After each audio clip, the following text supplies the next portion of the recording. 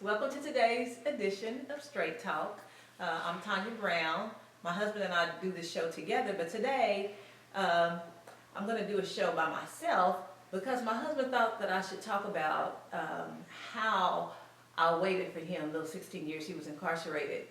Several women just in the last couple of days have inquired at our organization, Wisdom Cries, about, how do you do this? How do you wait for somebody for so long? How do you walk through this process with somebody when they're incarcerated? How am I supposed to make it through this on the outside? And what can I do to help him? This is not an easy road. That's one of the reasons why I wrote this book, and I'm going to share this at the beginning so I can put these down. This book is called A Woman's Worth. And it's the true story of a wife's love that upheld a family and reached the depths of a husband behind bars. This is my story.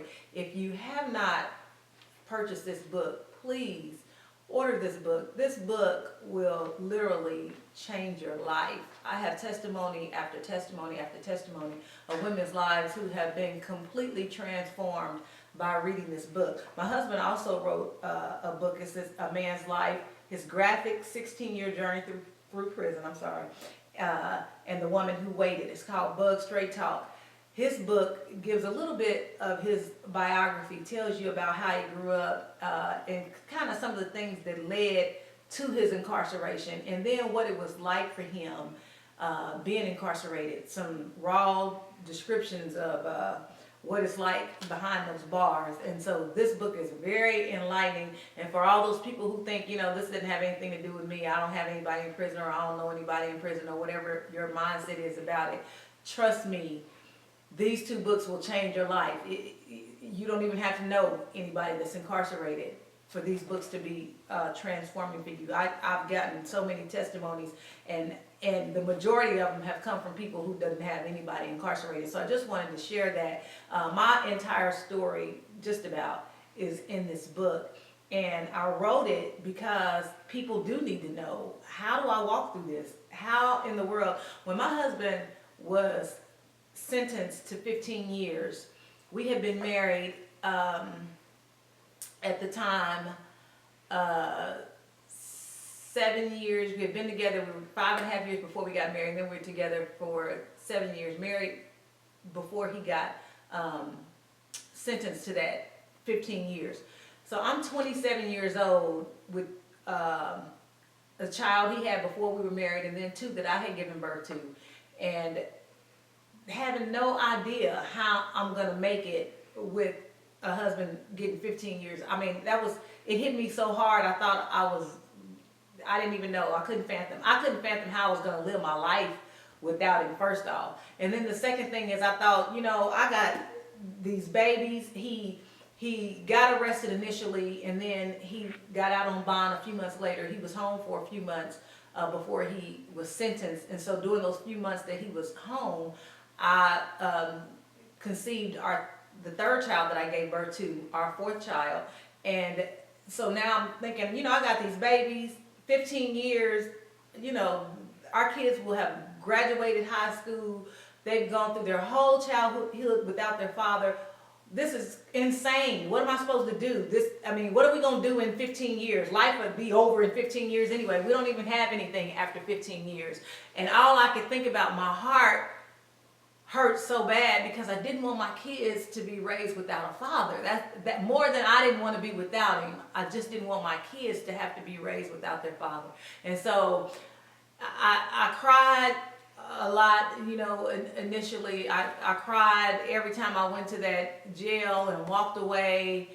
I cried, God, how much longer can I do this? How can I walk through this journey? How can we make it from day to day? And literally, I can't tell you, because I didn't make it for the 15 years. I made it from one day to the next day. Sometimes it was just from 1 hour to the next hour, or 1 minute to the next minute. Sometimes it was just overwhelming, and I didn't think I could make it at all.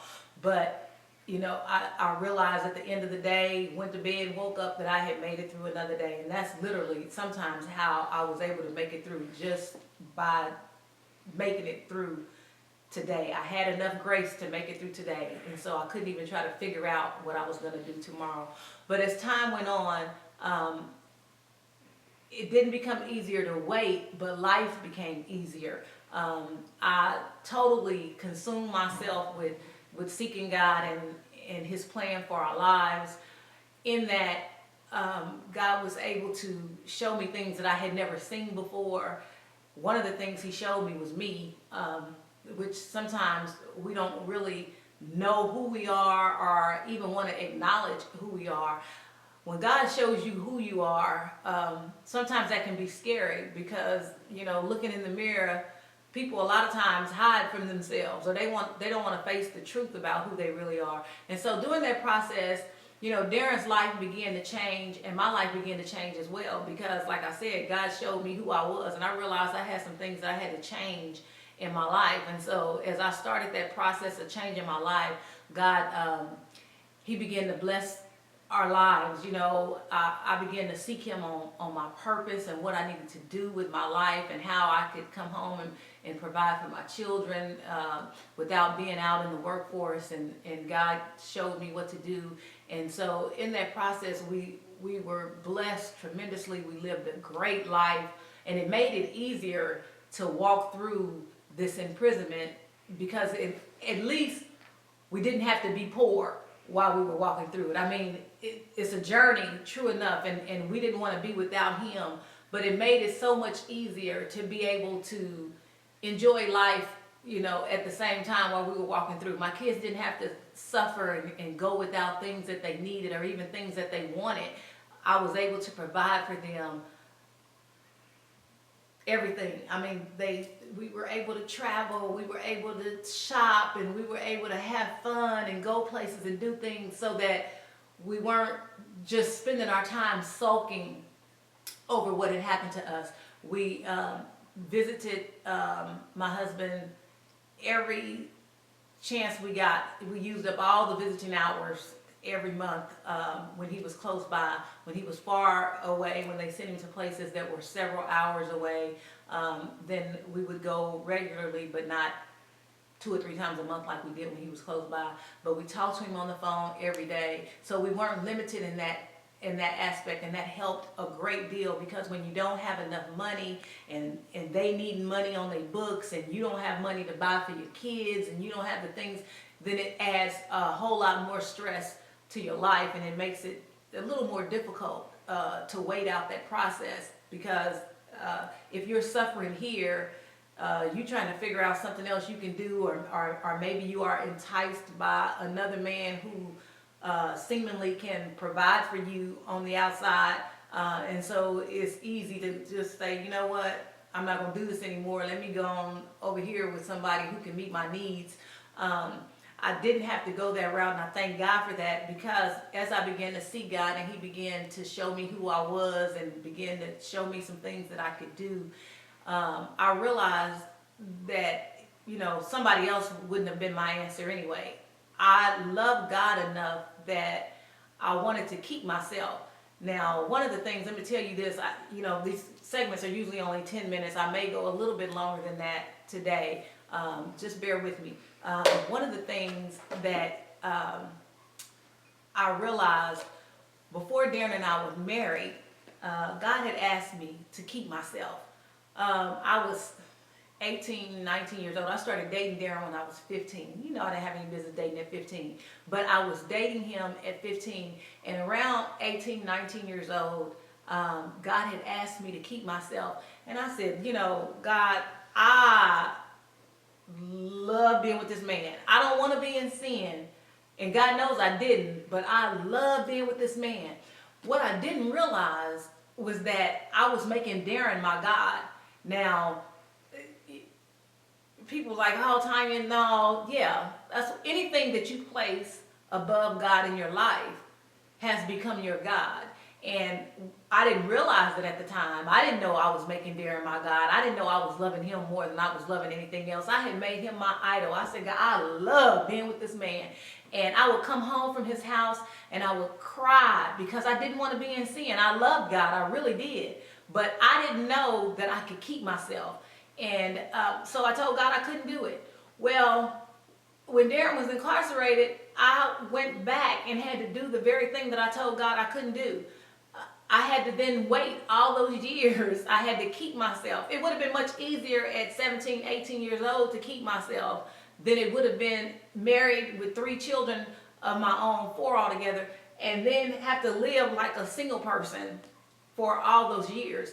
And I did do that because I realized that that sexual sin was what got me in this mess in the first place. So I wasn't gonna even think about taking a chance of making that mistake again and creating more havoc in my life. So sleeping with somebody else just never crossed my mind. And people say, oh, I know you couldn't have kept yourself. They were telling him in prison, the other inmates would say, man, she ain't keeping herself. Now she might be waiting, but she's sleeping with somebody else. She's messing around on you. Ain't no way in the world she's waiting all this time for you.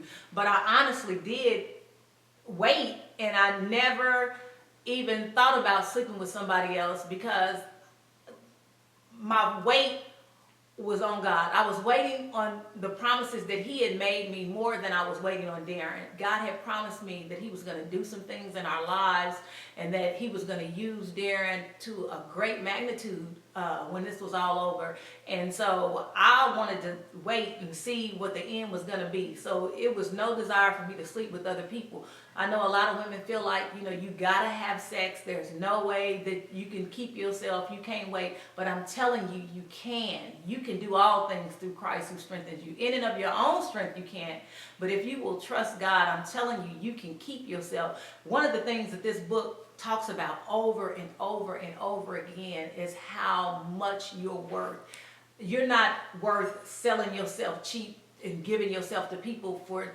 You think that you have to meet your need, but in all reality, you are giving yourself to somebody who doesn't deserve to have you and who doesn't belong to you, neither do you belong to them. So you can keep yourself, whether you think you can or not. It is possible. So I just want to encourage you today. I'll come back maybe next week with another episode because I don't want to make these too long, but I do have a lot more to say about the subject. But I would encourage you, please, to order this book because this is the reason why God had me to write it, so that people who had questions, it's thousands and thousands and thousands and thousands of women who are waiting on someone who is behind bars, and they need to know how to do it right, if they should even be waiting on this individual, because I don't encourage you to wait in this book. I'm only telling you what this process was. You have to know from God whether you should wait.